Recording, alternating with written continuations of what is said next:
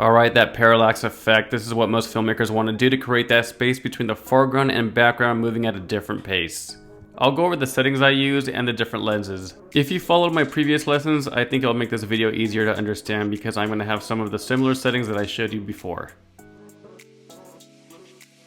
So just a quick recap, I'll go to my Ronin S app, auto-tune the device by going into motor parameters.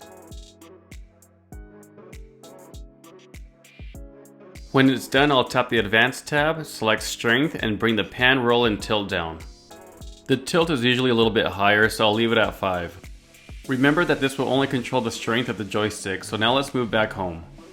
Tap on User Profile so we can adjust the smooth track parameters. For now, I'm going to set the motors to pan and tilt follow. I'll go back and change that later. If you go to the drop-down menu under Speed, I usually set this to low, so when I turn the gimbal, the camera follows very slowly and it's steady movement. The first example I'll show you is when you walk past your subject and use your joystick to slowly move the pan so the camera is still following your subject. I'll center the camera by double tapping the trigger button.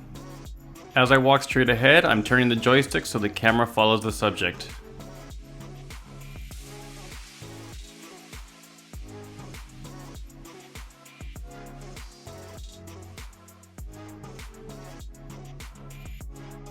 I'm just walking forward as my camera is doing the turning. I'll show you another example.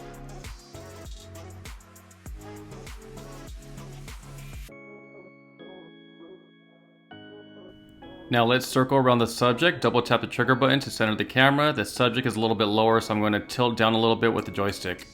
It's easier for me to walk backwards and the camera will slowly follow the movement. If I walk sideways, I won't be able to keep moving smoothly. So I'm not touching the joystick at all during this movement.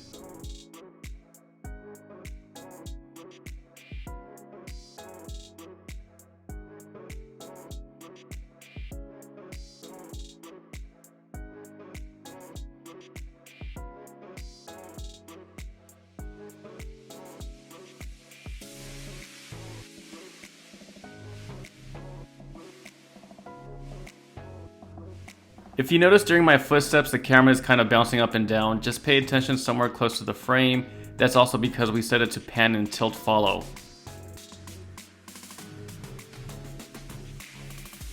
Change the settings to pan follow and the tilt won't be moving around so much.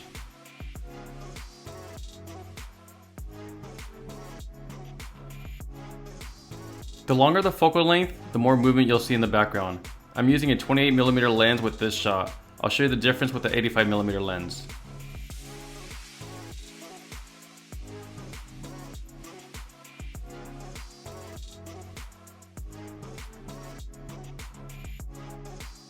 I prefer to zoom in, but you gotta have steady hands for this. Sometimes it's better to start wide and eventually work your way to closer shots.